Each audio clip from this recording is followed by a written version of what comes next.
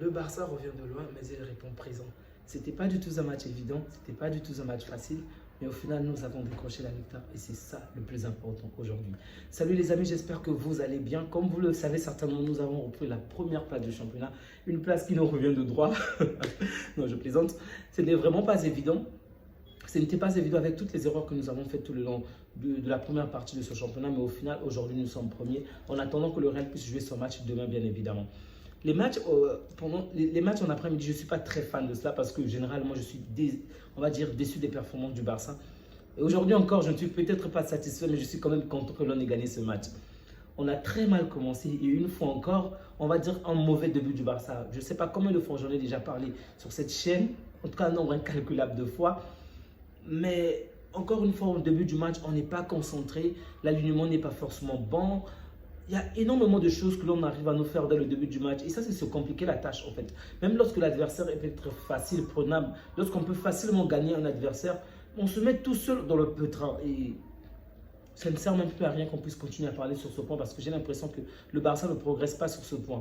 Et ça ne date pas de la période de Hansi Flick, c'est bien avant Hansi Flick, même au temps de Xavi, c'était déjà les mêmes erreurs que l'on constatait. Donc, les amis, j'espère vraiment que vous allez bien. Moi, en tout cas, je vais bien puisque nous avons gagné le match. On va espérer que les voisins puissent faire un match nul parce qu'en ce moment, ils sont en pleine confiance. Ils ont gagné, ils ont marqué 4 buts. Mbappé a marqué 4 buts la fois dernière, donc ils sont en pleine confiance. Bref, c'était une victoire très importante et l'une des choses vraiment qui m'a déjà fait plaisir lors de ce match, c'est déjà de voir Olmo marqué. Vraiment, ça m'a tellement fait plaisir. Après tout ce qui s'est passé, il n'a pas réussi à marquer une seule fois. Je crois qu'il y a plus de 2 mois de ça, il n'a pas réussi à marquer un seul but. Et aujourd'hui, non seulement il marque, mais il en fait 2. Très bien, vraiment. Et il est même passeur sur le but de Yamal. Je suis vraiment satisfait.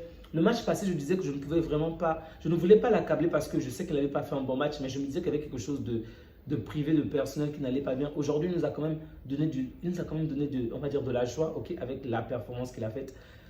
Ce n'est pas parfait, ok, ce n'est toujours pas parfait, ce n'est peut-être pas le Olmo du départ, mais c'est toujours mieux que rien, c'est toujours mieux que ce qu'il nous a montré lors des derniers matchs. Donc bravo, bravo, bravo à Olmo qui a fait un très bon match, qui a fait un bon match, ok. En marquant les 2 buts, on en avait besoin surtout en fin du match. Lorsque j'ai vu Garcia perdre du temps avec la balle, je me suis dit ouais, là on est en train de toucher le fond. Et Garcia, ce n'est pas l'Espagnol du Barça, c'est le Barça ici. Je comprends qu'on ne veut pas prendre un but, mais c'est pas très, on va dire, non seulement fair play, mais c'est pas très reluisant pour le Barça. Ce n'est pas une très bonne image que nous, qu'on puisse se mettre à jouer la minute. Ce n'est pas à nous de le faire, c'est aux adversaires de le faire. Donc, j'étais un peu déçu. Mais bon, il a fait également un très bon match. Sans lui, je pense qu'on aurait même pris 1 ou 2 buts. Bravo, bravo, bravo à Garcia. Encore une fois, il est exceptionnel. Bon, pour le Barça, Yamal, pour pas mal de personnes, il est peut-être l'un des hommes du match. Oui, il a fait un très bon match. Il a fait encore une fois d'excellents dribbles. Je pense que c'était même un penalty sur lui sur la première période. Je pense qu'on avait quand même renversé, en tout cas sur la partie, je crois que c'était au niveau des genoux, sauf erreur de ma part. La faute sur Rashford, je suis d'accord qu'il n'y a vraiment pas faute. Il est tombé tout seul. Du moins la deuxième faute, la deuxième action. Mais la première, je pense qu'il y avait quand même quelque chose. Mais celle de Yamal, je n'ai pas compris pourquoi on ne l'a pas sifflé. Vraiment, je n'ai pas compris.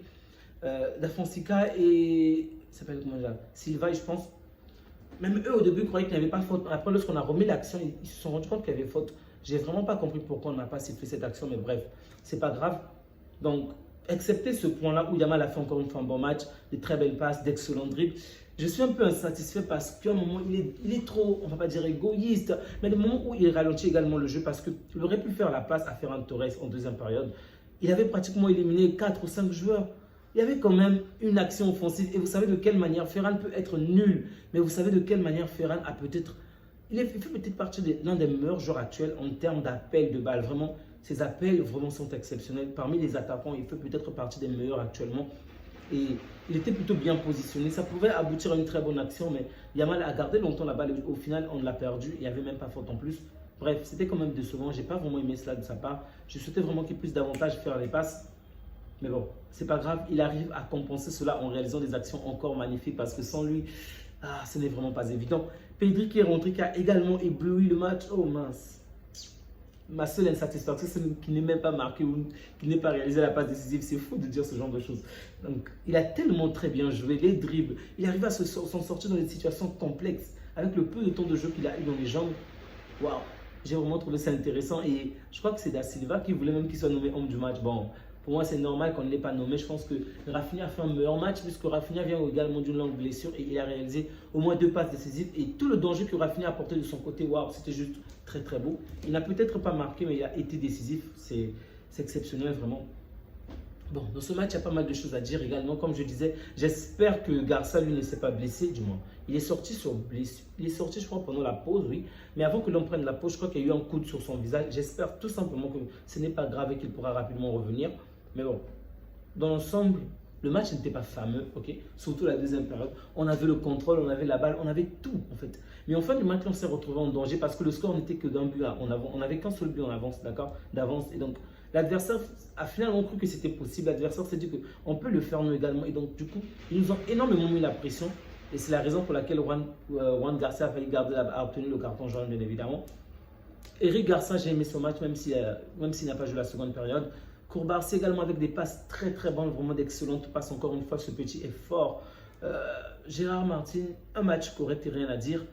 Baldé, c'est bien également, mais moi j'attends Baldé dans les derniers mètres. Ce que je vois Mendes faire, je me dis, tiens Baldé, inspire-toi davantage de Mendes, fais comme Mendes. Vraiment, c'est sur ce point-là que j'attends Baldé et il n'a pas encore atteint ce niveau, ok? Il n'a pas encore atteint cela. Il est capable de le faire puisqu'il est quand même talentueux. Bon, Casado et Bernal, je ne veux vraiment pas les juger sur un mauvais niveau. Je pense qu'ils ont quand même fait un bon match. Il y a de mauvaises choses à dire, bien évidemment, comme par exemple le mauvais positionnement. Je crois que c'est le Casado qui va conduire au premier but. Son alignement qui n'était vraiment pas bon. Mais je ne peux pas les en vouloir parce que pour moi, ils ont en ce moment, on va dire, une carte d'immunité. Ils ont passé tellement de temps blessés. Donc, revenir dans le groupe, s'adapter, pour moi, ça ne pose aucun problème. On va même dire pendant les 3 prochains, voire les 4 prochains mois, je ne pourrais même pas les en vouloir s'ils commettent des erreurs. Déjà, ils n'ont pas énormément de temps de jeu parce qu'on a des joueurs blessés, suspendus. C'est pourquoi ils sont là. Et en plus, ils ont eu une grave blessure. Donc, pour moi, ils ont une certaine carte d'immunité. On ne peut pas les en vouloir. On attaque Robert Lewandowski. Je ne l'ai pas vraiment trouvé pertinent. De temps en temps, il y avait de bonnes actions, de bons mouvements. Mais dans l'ensemble du match, je n'ai pas été bluffé par lui. Rafinha, comme je l'ai dit, a fait un très bon match. Et Yamal également. Olmo a été décisif, donc rien à dire.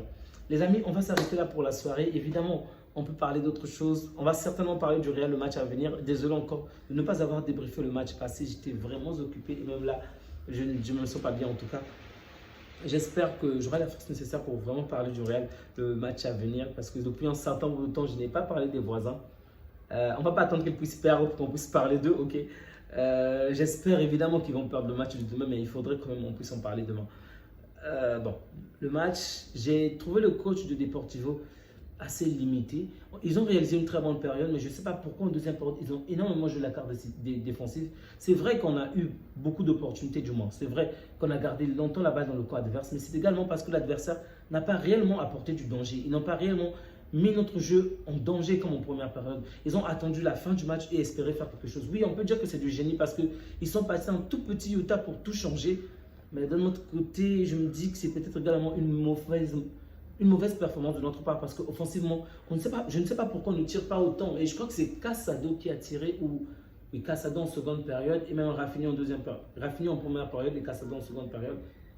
Casado ou Bernal, c'était tellement dangereux de tirer hors de la surface. Vraiment, je ne sais pas pourquoi.